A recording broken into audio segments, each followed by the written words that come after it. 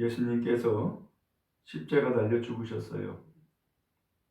그때의 세상의 모든 권력자들과 세상의 모든 사람들은 아마 환호를 했을 거예요.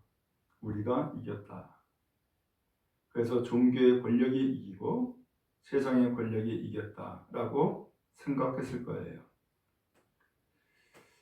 그렇게 하다 보니까는 제자들도 예수님을 따르는 사람들도 실망하고 좌절했어요.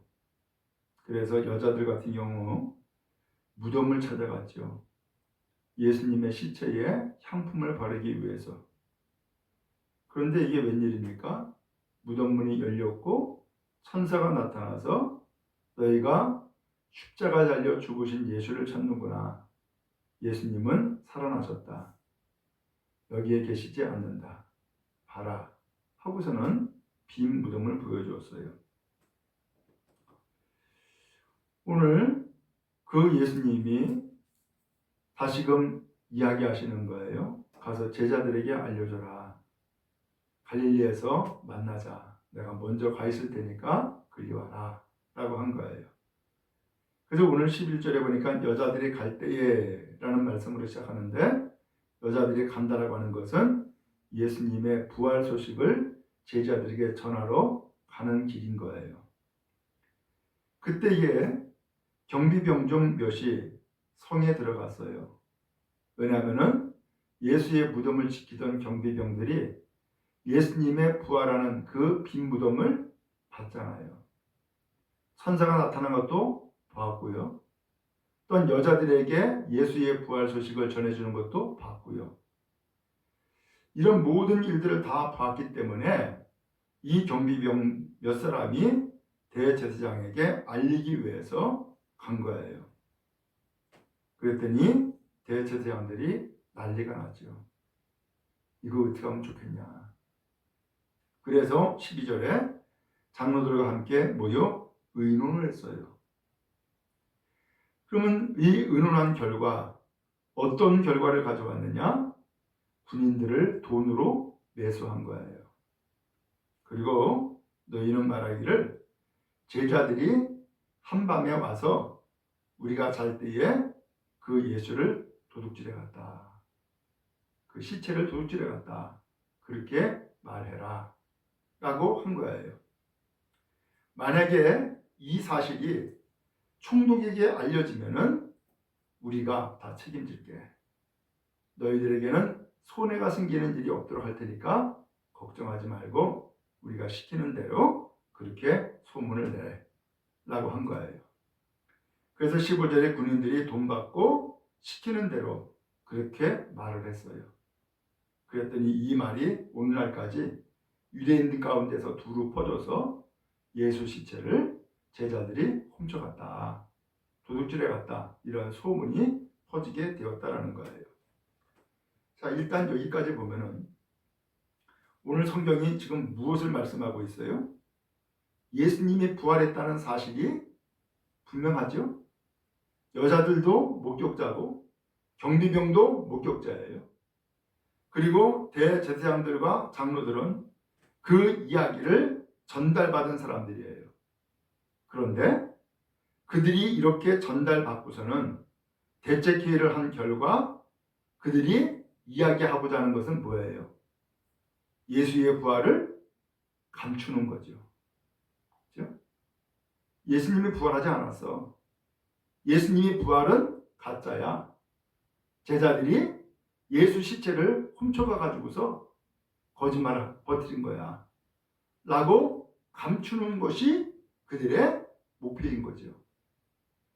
그리고 또한 이렇게 해서 예수의 부활을 감추고 그들이 시키는 대로 말을 함으로써 실제로 유대인들에게 이 소문이 두루 퍼져 가지고서 효과가 나름대로 있었던 거예요. 자, 그러다 보니까 사람들은 어떻게 생각해요? 예수님이 부활했다고 생각할까요? 부활했다고 생각하지 아니하고 예수님의 시체는 제자들이 훔쳐갔어. 도둑질해 갔어. 그래서 예수님의 부활은 가짜야 라고 하는 소문이 쫙 퍼진 거죠. 근데 오늘 16절에 보니까 이제 이 여자들이 제자들에게 갈릴리에서 만나자라고 했다 그랬잖아요. 그래서 11명의 제자가 갈릴리로 가요. 그래서 갈릴리에 지시하신 산에 가게 됐는데 거기에서 누구를 만났어요? 예수를 뵌 거예요. 부활하신 예수죠. 그래서 경배했어요. 그런데 예수를 만나고 예수님께 경배했지만 아직까지도 누가 있다고요? 의심하는 사람이 아직 있더라는 거예요. 사람이니까 충분히 그럴 수 있겠죠. 부활을 믿을 수가 없는 거죠. 지금 내 앞에 나타난 예수가 진짜 십자가에 못 박히신 예수야? 다시 사신 예수가 맞아? 아니, 유대인들은 그야말로 제자들이 그 시체를 훔쳐갔다고 이야기하던데 그 말이 맞아? 그러면서 의심을 하게 되어진 거죠. 그때에 예수님이 말씀하세요. 하늘과 땅의 모든 권세를 내게 주셨다.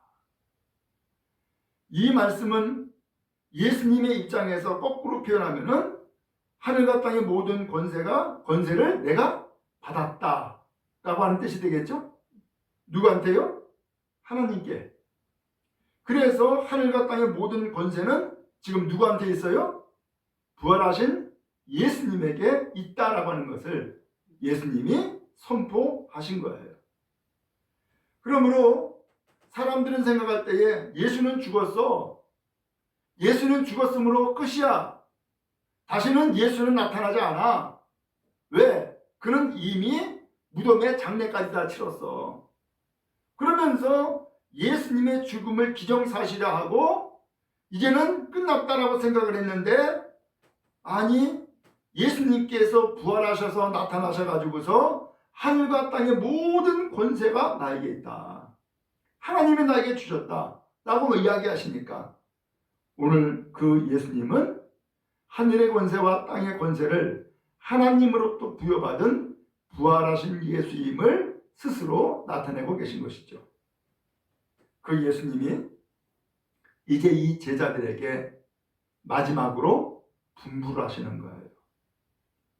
아니 분부를 하실 것 같으면은 살아계실 때에 이미 분부하면은 좋잖아요. 근데 살아계실 때에 이렇게 구체적으로 분부하지 아니하고 아니 십자가를 죽으시고 난 다음에 그리고 부활하셔서 다시 나타나셔서 이 분부의 말씀을 주셨단 말이죠. 왜 그랬을까요? 오늘 그 예수님이 말씀하신 대로 하늘의 권세와 땅의 권세를 다 가지신 하나님의 아들 예수 그리스도이심을 오늘 제자들에게 확실하게 나타내 주신 거예요. 그리고 그런 권세를 가지신 예수님께서 이제 분부하시는 거예요. 당부를 하시는 거죠. 뭐라고 당부했어요? 19절에 보니까 너희는 가서 모든 민족을 제자 삼아라. 두 번째로는 아버지와 아들과 성령의 이름으로 세례를 베풀라. 세 번째로는 내가 너희에게 분부한 모든 것을 가르치고 지키게 해라. 봐라, 나는 세상 끝날까지 너희와 항상 함께 있을 것이다. 하고서 말씀이 맞춰져요. 오늘 이렇게 예수님의 부활을 만나고 당황스러워하는 이 제자들, 또 그런 가운데 어떤 사람은 의심하고 있는 이 제자들, 그런데 이런 제자들에게 예수님이 나타나셔가지고서는 갑자기 마지막 당부를 하시는 거예요. 이 마지막 당부는 예수님이 우리에게 주신 마지막 사명이고 우리가 반드시 지켜야 될 주님의 명령인 거죠. 다시 한번 확인해 봐요. 뭐라고 명령을 했어요? 모든 민족을 제자 삼아라. 세례를 베풀어라. 곧 예수님을 영접하게 하고 구원받게 해서 세례를 베풀어라 라고 하는 거죠. 그 다음에 모든 명령한 것을 다 가르쳐 가지고서 지키게 해라. 오늘 이 세 가지를 우리에게 분부하신 거예요. 그리고 그 분부를 하신 예수님께서 하시는 마지막 말씀이 세상 끝날까지 너희와 항상 함께 있을 것이다. 오늘 이 제자들은 이제 홀로가 아니라는 거예요. 이 제자들에게는 예수님이 계신다는 거예요. 하늘의 권세와 땅의 권세를 가지신 예수님이 오늘 제자들아 너희와 항상 함께 있을 거야. 끝까지 함께 있을 거야. 오늘 그러면서 그들에게 담대한 마음, 믿음의 마음을 아울러 주시고 이 당부의 말씀을 하신 것이죠. 오늘 이 당부의 말씀을 하신 것은 세상이 예수님의 부활했다라고 하는 소식 듣고서는 깜짝 놀래가지고서 그렇게 주어진 말씀이 아니에요. 이미 앞서 나온 것처럼 예수님의 부활 소식을 전했지만 오히려 예수님의 부활 소식을 감추고 그리고 또한 거짓을 말을 해가지고 제자들이 훔쳐갔다라고 말을 함으로써 아주 안 좋은 소문이 쫙 퍼져 있는 상태예요. 오늘 그런 가운데에서 예수님은 나타나셔서 하늘과 땅의 모든 권세를 가지셨다라고 말씀하면서 제자들에게 이 당부의 말씀을 주신 거예요. 여러분, 이 말씀이 오늘 우리에게도 그대로 전달되어지고 들려지기를 간절히 바랍니다. 아멘. 그래서 세상은 예수님을 알지 못하고 예수님의 살아계심을 믿지 못하며 역사하시는 것을 알지 못하는 이 세상에게 모든 민족을 제자 삼아라 라고 당부하신 것이요. 또한 그들에게 아버지와 아들과 성령의 이름으로 세례를 베풀어라 라고 말씀하신 것이요. 또한 주님이 명령한 모든 말씀을 가르치고 지키게 해라 라고 당부하신 거예요. 오늘 이 말씀 우리는 다시 한번 받고 세상 끝까지 우리와 함께 하시는 예수님을 믿고 의지하며 사명 감당하는 은혜가 있기를 간절히 바랍니다. 아멘. 오늘 이 말씀은 예수님의 마지막 당부예요.